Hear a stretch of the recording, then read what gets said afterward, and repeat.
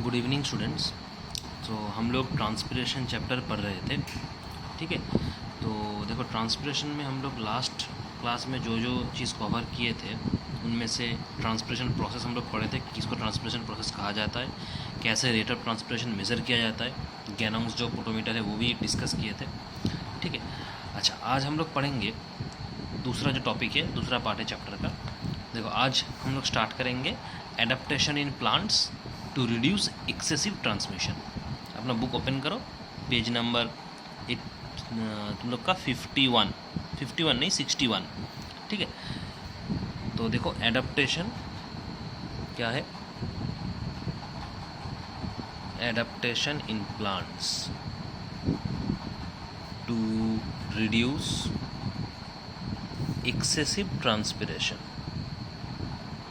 Excessive transpiration. देखो, हम लोग क्या पढ़े थे ट्रांसपिरेशन प्रोसेस में कि प्लांट क्या करता है, अपना जो एक्स्ट्रा पानी है वो एक्स्ट्रा पानी एज अ वाटर वेपर बाहर निकाल देता है ना। अच्छा, लेकिन देखो, कुछ कुछ प्लांट ऐसा है जो कि बहुत ही ड्राई क्लाइमेट में उगता है, बहुत ही ड्राई क्लाइमेट, बहुत ही सूखा हुआ क्लाइमेट में उगता है, बहुत ही ड्राई क्लाइमेट में उगता है। बहुत सारा ऐसा प्लांट्स है जो ड्राई क्लाइमेट में उगता है, तो उसको जितना पानी का ज़रूरत है उस क्लाइमेट के वजह से उतना पानी उसको मिलता नहीं है, ठीक है। इसीलिए क्या होता है, उस प्लांट का जो स्ट्रक्चर है, उस प्लांट का स्ट्रक्चर इस तरीके का होता है कि जो एक्स्ट्रा पानी ट्रांसपिरेशन के दौरान बाहर निकलने वाला था वो निकलता नहीं है, क्योंकि ड्राई क्लाइमेट में तो पानी उसको बराबर मिलेगा नहीं। क्लाइमेट सूखा होने के लिए जितना पानी चाहिए था उसको पानी मिलता नहीं है, इसलिए रेट ऑफ ट्रांसपिरेशन बहुत ही घट जाता है। मतलब जितना पानी, एक्सेस पानी अगर बाहर निकालने, ट्रांसपिरेशन प्रोसेस में अगर एक्सेस पानी बाहर निकालना चाहिए था वो निकलेगा नहीं। वो पानी क्या करेगा, अपने पास स्टोर करके रख लेगा, ठीक है। क्योंकि वेदर बहुत ही सूखा हुआ वेदर है, क्लाइमेट बहुत ही ड्राई क्लाइमेट है, इसलिए पानी उसको मिलेगा नहीं बराबर से, इसलिए एक्सेस पानी जो है वो बाहर नहीं निकलेगा। Instead of releasing excess water, plant क्या करेगा, उस पानी को अपने पास रख देगा, स्टोर करके रखेगा फ्यूचर यूज़ के लिए, ठीक है। तो इसी को कहा जाता है एडेप्टेशन। ये जो प्रोसेस है इसको कहा जाता है एडेप्टेशन, कि प्लांट का जो स्ट्रक्चर है वो स्ट्रक्चर बहुत ही अलग होता है, दूसरे वाले प्लांट से अलग होता है, उसको एडेप्टेशन कहते हैं, ठीक है। अब देखो, कुछ कुछ एडेप्टेशन प्लांट का है, जो जो प्लांट्स ड्राई क्लाइमेट में उगता है उनका बहुत सारा एडेप्टेशंस है, तुम लोग का बुक में दिया हुआ है। उनमें से पहला है संकेन स्टोमाटा। पहला एडेप्टेशन क्या है, संकेन स्टोमाटा, संकेन स्टोमाटा, ये उनमें से पहला एडेप्टेशन है। देखो, स्टोमाटा जो है क्या होता है, लीफ के ऊपर जो पोर्स वगैरह रहते हैं उसको स्टोमाटा कहा जाता है, जिससे एक्सेस पानी बाहर निकलता है। तो ये जो ड्राई क्लाइमेट में जो प्लांट उगेगा उसका जो स्टोमाटा रहेगा वो संकेन रहेगा, मतलब क्या, एक कवर रहेगा। The stomata will be covered with hair, बहुत सारा छोटा छोटा हेयर से जो स्टोमाटा है वो कवर रहेगा, जिसको संकेन स्टोमाटा कहा जाता है। इसके वजह से क्या होता है, जो पानी है वो पानी पहले अगर स्टोमाटा खुला हुआ रहता, जितना पानी निकल सकता था अभी उतना पानी निकलेगा नहीं, क्योंकि हेयर मौजूद रहेगा, बहुत सारा छोटा छोटा हेयर मौजूद रहता है स्टोमाटा के ऊपर और कवर कर देता है स्टोमाटा को, इसीलिए इसको संकेन स्टोमाटा कहा जाता है।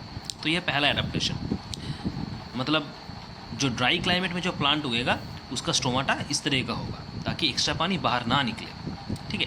दूसरा एडेप्टेशन क्या है, दूसरा एडेप्टेशन है fewer stomata, number of stomata कम होगा। फ्यूअर स्टोमाटा, जो नंबर ऑफ स्टोमाटा है वो बहुत ही कम होगा। जितना स्टोमाटा कम होगा उतना पानी निकलने का चांसेस घटेगा, क्योंकि पानी तो उसको निकालना नहीं है ना, पानी स्टोर करना है, क्योंकि ड्राई क्लाइमेट में ऐसे ही पानी मिलता नहीं है प्लांट को। अब जितना पानी मिलेगा, अगर एक्सेस पानी वो छोड़ देगा तो प्लांट तो मर जाएगा। आज पानी मिला है, कल नहीं भी मिल सकता है, क्योंकि क्लाइमेट तो सूखा हुआ है, इसलिए पानी स्टोर करके रखेगा, वो पानी ईजिली रिलीज़ नहीं करेगा, ठीक है। अच्छा, नंबर 3 एडेप्टेशन क्या है, नंबर 3 एडेप्टेशन होगा तुम्हारा नैरो लीव्स। नैरो लीव्स, जो पत्ता रहेगा वो पत्ता ब्रॉड नहीं होगा, चौड़ा नहीं होगा, ठीक है। जो सरफेस एरिया है पत्ता का बहुत ही कम होगा, इसको नैरो लीव्स कहा जाता है। अगर सरफेस एरिया पत्ते का कम है तो स्टोमाटा भी कम रहेगा, अगर स्टोमाटा कम रहेगा तो पानी कम रिलीज़ होगा। समझ में आ रहा है। अच्छा, नंबर 4 एडेप्टेशन क्या होगा, जो सरफेस है पत्ता का वो एक्सपोज्ड सरफेस जो है वो घट जाएगा, उतना एक्सपोज नहीं होगा, ठीक है। इसलिए नंबर 4 में आएगा जो एडेप्टेशन वो है reduced exposed surfaces, reduced expose surfaces. कुछ कुछ प्लांट है जिसका जो पत्ता है वो पत्ता बहुत ही क्या रहेगा, फोल्ड करके रहेगा, फोल्ड रहेगा, एज अ फोल्डेड फॉर्म में रहेगा, स्ट्रेट नहीं रहेगा, एज अ फोल्डेड फॉर्म या रोल फॉर्म, ठीक है, एज अ रोल फॉर्म या फोल्डेड फॉर्म में रहेगा, ताकि पानी उतना निकालने का मौका ना मिले, ठीक है। इसलिए इसको कहा जाता है रिड्यूस्ड एक्सपोज सरफेस। पत्ता का जो सरफेस एरिया है वो सरफेस एरिया ऐसे रोल करके रहेगा, रोल्ड रहेगा या तो फोल्डेड रहेगा। अच्छा, उसके बाद पांचवा एडेप्टेशन जो रहेगा वो होगा लॉस ऑफ लीव्स।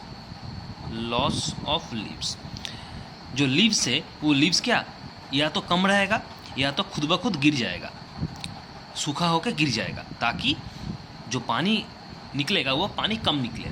क्योंकि अगर जितना ज़्यादा पत्ता रहेगा उतना ज़्यादा स्टोमाटा रहेगा, और जितना ज़्यादा स्टोमाटा रहेगा उतना पानी निकलने का चांसेस ज़्यादा है। इसलिए या तो पत्ता कम रहेगा या तो पत्ता सूख करके ड्रॉप हो जाएगा, गिर जाएगा कहीं पे, ठीक है। अच्छा, उसके बाद नंबर 6 एडेप्टेशन में जो आएगा वो होगा thick cuticle. Thick cuticle, CUTICLE। देखो जो लीव्स है वो लीव्स कवर रहेगा, एक कोटिंग रहेगा लीव के ऊपर, ताकि पानी इजीली बाहर ना निकले। वो जो कवर रहता है ना पत्ते के ऊपर, उसको क्यूटिकल कहा जाता है। और इसका जो कवर होगा वो बहुत ही थिक होगा, बहुत ही मोटा होगा, ताकि पानी इजीली बाहर ना निकले। जैसा कि तुम बनाना ट्री में देखोगे तो ये क्यूटिकल देखने को मिलेगा। बनाना ट्री का जो पत्ता है उसमें ये थिक क्यूटिकल रहता है, ताकि इजीली पानी बाहर ना निकले।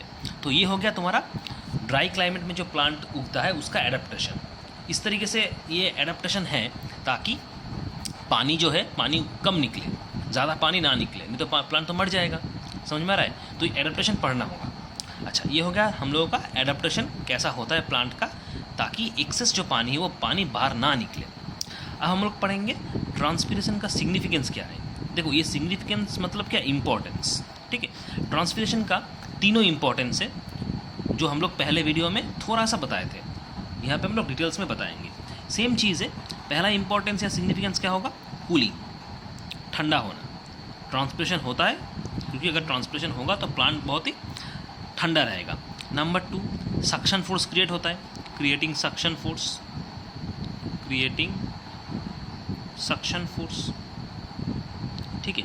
और नंबर 3 बहुत ही इंपॉर्टेंट, डिस्ट्रीब्यूटिंग वाटर, पानी को डिस्ट्रीब्यूट करना, डिस्ट्रीब्यूटिंग वाटर, ठीक है। तो एक एक करके हम लोग ये तीनों पॉइंट एक्सप्लेन करने वाले। तो पहला देखो कूलिंग क्या है।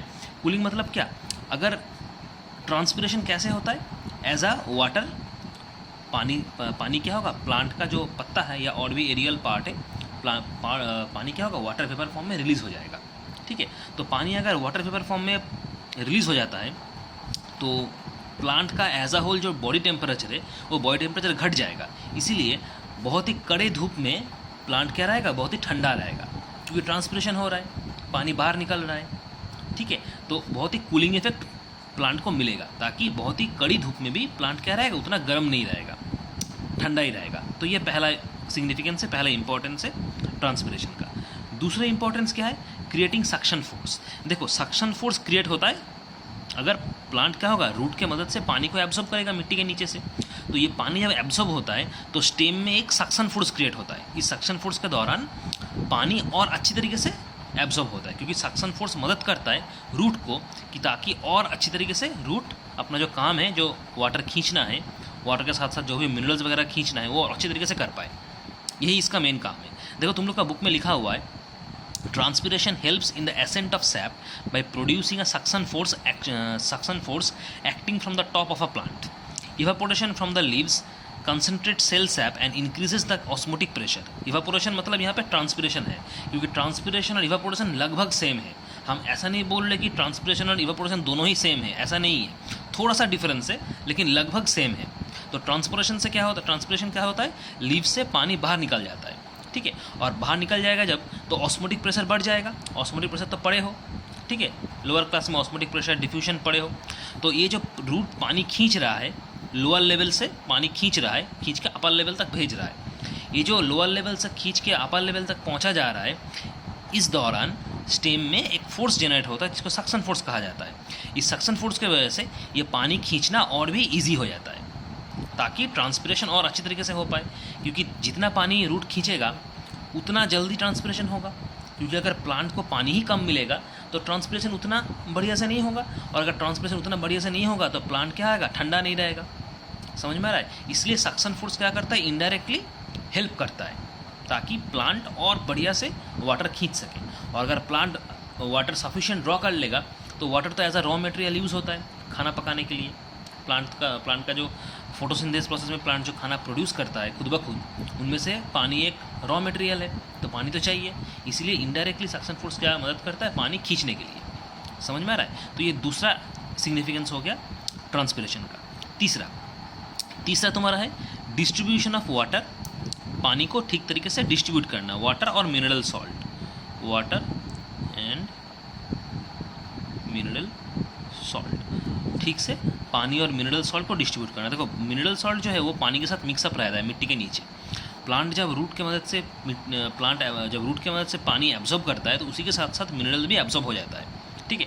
और ये मिनरल एब्जॉर्ब होकर प्लांट का डिफरेंट हिस्से तक पहुंच जाता है। जितना भी हिस्सा है प्लांट का, स्टेम हो जाए, ब्रांचेस हो जाए, लीफ हो जाए, हर एक हिस्से तक पहुंच जाता है। देखो तुम लोग का बुक में लिखा हुआ है, since leaves are present at the tips of all branches and twigs, transpiration from their surfaces tends to draw water towards them and thus helps in the distribution of water throughout the plant body. Higher the rate of transpiration, greater the rate of absorption of water and the solutes from the soil. जितना transpiration ज़्यादा होगा उतना पानी ज़्यादा खींचेगा।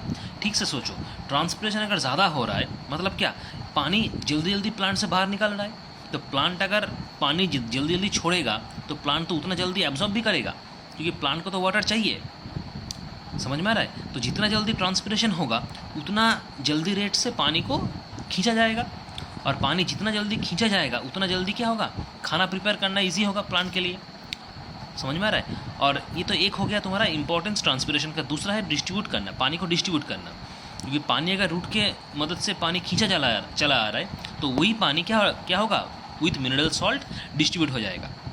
अब देखो plant का हर एक हिस्से में लीव्स रहता है, जितना भी ब्रांचेस होता है प्लांट का, हर एक ब्रांचेस में लगभग लीव्स रहता है, तो वो पानी क्या होता है, डायरेक्ट पहले लीव्स में आता है, ठीक है। ब्रांचेस में भी जाता है, स्टेम में भी जाता है, लेकिन मैक्सिमम पानी लीव्स में आता है, क्योंकि लीव्स में खाना प्रिपेयर करना है प्लांट को, ठीक है। तो वो लीव्स, हर एक ब्रांचेस में लीव्स अगर रहेगा तो लीव्स में जब पानी पहुँचेगा उसी के साथ साथ ब्रांचेस को भी मिल जाएगा, और ब्रांचेस को अगर मिलेगा, ब्रांचेस में क्या रहता है, फ्लावर रहता है, तुम्हारा फ्रूट्स रहता है, उसको भी मिल जाएगा।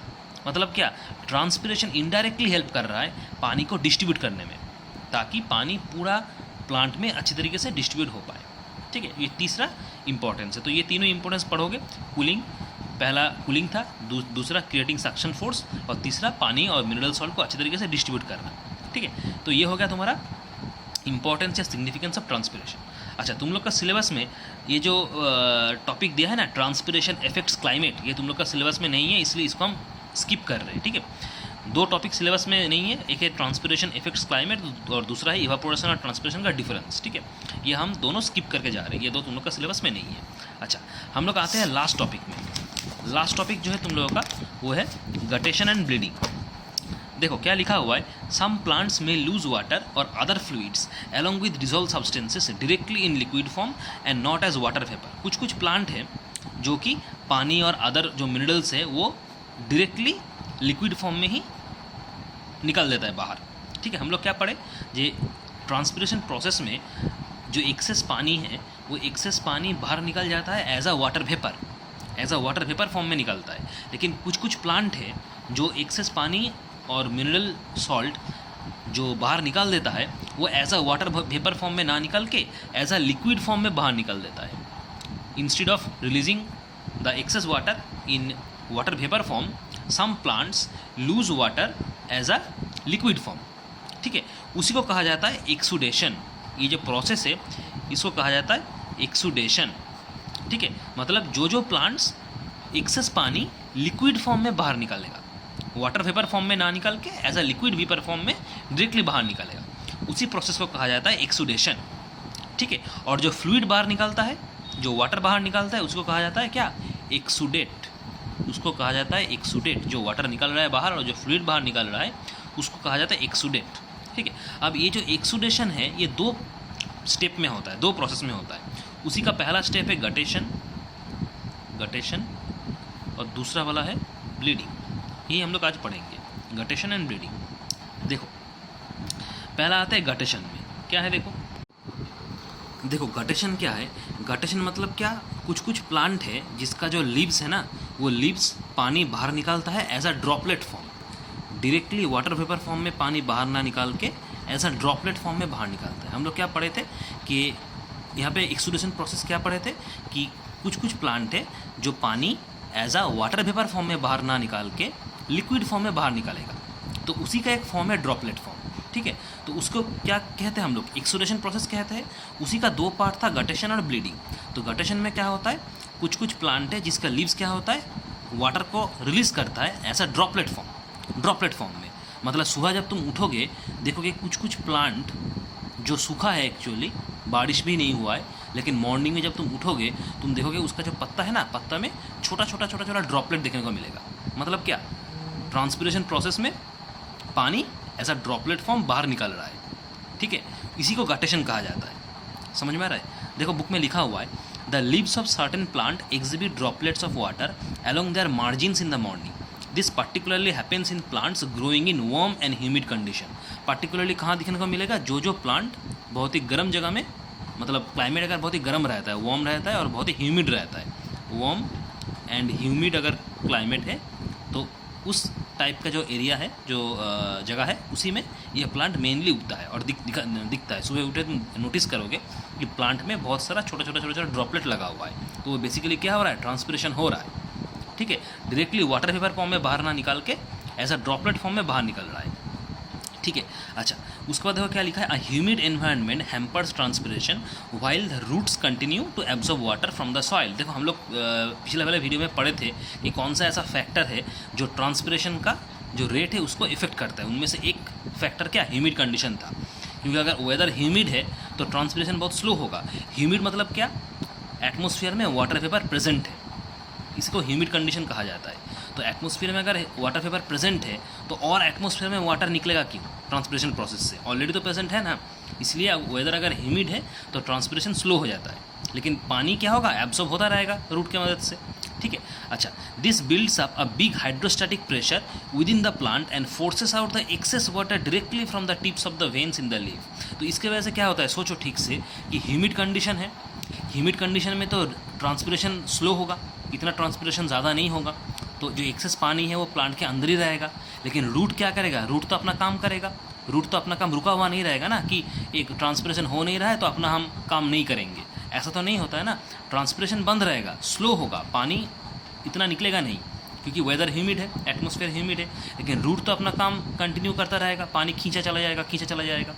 मतलब आफ्टर अ सर्टेन टाइम क्या होगा, प्लांट के अंदर एक्सेस पानी हो जाएगा, क्योंकि रूट तो पानी खींच रहा है और ट्रांसपिरेशन स्लो हो रहा है, मतलब क्या, एक्सेस पानी जमा हो रहा है। तो इसके वजह से क्या होता है, एक बिग हाइड्रोस्टैटिक प्रेशर क्रिएट हो जाता है प्लांट के अंदर, और एक्सेस जो पानी है वो forces out from the when of the leaf, मतलब फोर्स करता है प्लांट को कि तुम अभी पानी छोड़ो, नहीं तो प्रॉब्लम हो जाएगा, क्योंकि पानी तो दिन ब दिन बढ़ता रहेगा ना, ट्रांसपिरेशन स्लो हो जा रहा है, लेकिन रूट भी अपना काम कर रहा है, पानी खींचा चला जा रहा है। तो इसके वजह से क्या, एक प्लांट के अंदर बहुत ही हाइड्रोस्टैटिक प्रेशर जनरेट होता है, जो फोर्स करता है प्लांट को कि तुम एक्सेस पानी एज अ ड्रॉपलेट फॉर्म में बाहर निकालो। और वो कहाँ से निकलता है, directly from the leaf of the when, directly from the leaf of the when, when का जो लीफ का जो वेन है, वेनलेट से वहाँ से डायरेक्टली निकलता है, इसलिए हम लोग को ड्रॉपलेट्स देखने को मिल रहा है। ठीक है, अच्छा उसके बाद देखो लिखा हुआ है क्या है, special pore bearing structures called hydathodes are present on the margin of the leaf to allow this exudation. मतलब ये जो लिखा हुआ है ना, हाइडाथोड्स, ये हाइडाथोड्स एक स्पेशल पोर है, जैसे स्टोमाटा एक पोर रहता है वैसे हाइडाथोड्स भी एक स्पेशल पोर होता है। ठीक है, जो प्लांट वार्म और ह्यूमिड क्लाइमेट एरिया में उगता है, उनका स्टोमाटा तो रहता ही है, उसके साथ साथ हाइडाथोड्स भी रहता है, ये भी एक छोटा छोटा पोर्स है जो अलोंग द मार्जिन मिलेगा लीफ का, और यही बाहर निकालेगा पानी को एज अ ड्रॉपलेट फॉर्म में। जब एक्सेस पानी हो जाएगा, प्रेशर बहुत ही ज़्यादा हो जाएगा। ठीक है, तो इसी को गटेशन कहा जाता है कि एक्सेस पानी as a water vapour form में बाहर ना निकाल के एज अ ड्रॉपलेट फॉर्म में तुम्हें सुबह दिखने को मिलेगा। अगर plant warm and humid condition में अगर प्लांट उग रहा है, उसी प्लांट में तुम्हें देखने को मिलेगा, क्योंकि प्रेशर बहुत ज़्यादा हो जा रहा है, ट्रांसपिरेशन तो स्लो हो जाएगा वार्म एंड ह्यूमिड कंडीशन में। ठीक है, एग्जाम्पल क्या होगा, कौन सा प्लांट में ये गटेशन देखने को मिलेगा, पूछा जाता है कभी कभी। ये बहुत ही कॉमन है बनाना प्लांट में। ठीक है, उसके बाद स्ट्रॉबेरी, इन सब प्लांट में तुम्हें देखने को मिलेगा। ठीक है, गटेशन समझ में आ गया। ठीक है, तुम लोग का बुक में देखो डायग्राम भी दिया हुआ है, एज अ ड्रॉपलेट फॉर्म में दिखाया गया है डायग्राम। ठीक है, अच्छा, तो ये हम लोग का हो गया, गटेशन वाला पार्ट हो गया। अब हम लोग पढ़ेंगे ब्लीडिंग। देखो ब्लीडिंग क्या है, ब्लीडिंग नाम से ही पता चल रहा है कि ब्लीडिंग हो रहा है, मतलब क्या, कोई इंजरी की वजह से हो रहा है। ब्लीडिंग कब होता है हम लोग का ह्यूमन बीइंग के बारे में सोचो, हम लोग का ह्यूमन बीइंग के बारे में सोचो। हम लोग का ब्लीडिंग कब होता है, जब तुम इंजर्ड होते हो, कहीं पे चोट आया है तभी ब्लीडिंग होता है। तो सेम चीज़ प्लांट का भी होता है, जब कोई भी इंजरी होता है प्लांट को तभी जाके ये ब्लीडिंग हो रहा है। ठीक है, लेकिन हम लोग का ब्लीडिंग और प्लांट का ब्लीडिंग दोनों में थोड़ा सा डिफरेंस है। ठीक है, देखो क्या है ब्लीडिंग क्या है, this happens only due to injury. The plant sap escapes from the ruptured or cut surfaces of a plant का कोई हिस्सा अगर कट जाएगा, रप्चर हो जाएगा, ख़राब हो जाएगा, तो उस हिस्से से जो प्लांट का जो सैप है, मतलब जो लिक्विड है प्लांट के अंदर रहता है, वो लिक्विड वहाँ पे बह जाएगा। जैसे हम लोग का ब्लड बह जाता है वैसे लिक्विड वहाँ का बह जाएगा, जिसको ब्लीडिंग कहा जाता है। The root pressure generated by a plant as it's in bleeding. जो रूट प्रेशर है, मतलब रूट जिस प्रेशर से पानी को ऊपर खींच रहा है, वो जो रूट प्रेशर है, उसी रूट प्रेशर के वजह से क्या होगा, ये ब्लीडिंग और जनरेट होगा, मतलब और ज़्यादा बहेगा। समझ में आ रहा है। और धीरे धीरे आफ्टर सर्टेन टाइम ये खुद ब खुद रुक भी जाएगा। जैसे हम लोग का रुक जाता है वैसे इसका भी रुक जाएगा। तो ये ब्लीडिंग बेसिकली क्या है, जो लिक्विड है प्लांट के अंदर, वो लिक्विड बाहर निकल जाता है। ठीक है, क्योंकि प्लांट के अंदर जो लिक्विड रहता है वो मोस्टली वाटर ही होता है, मैक्सिमम वाटर ही होता है, क्योंकि वाटर ही तो रूट खींच रहा है ना। तो इस तरीके से वाटर क्या बाहर निकल जाता है। कब होता है, जब प्लांट इंजर्ड हो जाता है, कहीं हिस्सा अगर कट गया या ख़राब हो गया तब होता है। ठीक है, अच्छा, तो हम लोग ये 2 पार्ट पढ़ लिए। ठीक है, गटेशन पढ़ लिए और ब्लीडिंग पढ़ लिए। ठीक है, तो आज का टॉपिक यही था। हम लोग 2 टॉपिक आज कंप्लीट किए। ये चैप्टर तुम लोगों का कंप्लीट है और कुछ नहीं है इस चैप्टर में। आज का सेशन में हम लोग 2 टॉपिक पढ़े। क्या पढ़े, एडाप्टेशन पढ़े, कि हम लोग क्या सीखे कि ट्रांसपिरेशन के मदद से प्लांट तो एक्स्ट्रा पानी बाहर छोड़ता है, ये ज़रूरी है, इम्पॉर्टेंट है। लेकिन कुछ प्लांट है जो बहुत ही ड्राई क्लाइमेट में उगता है, इन दोज प्लांट्स ये ट्रांसपिरेशन बहुत स्लो होता है, क्योंकि इनका मेन काम है पानी को स्टोर करना, पानी को अपने पास रखना, छोड़ना नहीं है। क्योंकि पानी छोड़ा जाएगा तो ये क्या होगा, इसका प्रॉब्लम हो जाएगा, क्योंकि पानी तो इसका मिलेगा नहीं। वेदर तो क्लाइमेट जो है वो वेदर ड्राई वेदर है, सूखा हुआ वेदर है, तो इसको पानी कंजर्व करना है, पानी को बचा के रखना है। तो इसीलिए जो भी प्लांट ड्राई क्लाइमेट में उगता है उसका कुछ अलग अलग फीचर्स रहता है, जिसको एडाप्टेशन कहा जाता है। ठीक है, तो वो हम लोग डिस्कस किए। उसके बाद हम लोग क्या पढ़े कि सिग्निफिकेंस क्या है, इंपॉर्टेंस क्या है ट्रांसपिरेशन का। ठीक है, और लास्ट वाला जो टॉपिक था गटेशन एंड ब्लीडिंग, ये भी हम लोग पढ़ लिए।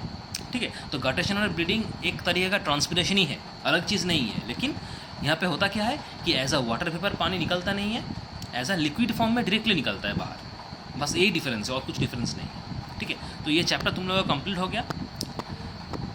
हम लोग ये जो क्वेश्चन आंसर है हम लोग PDF फॉर्म में इसको भेज देंगे।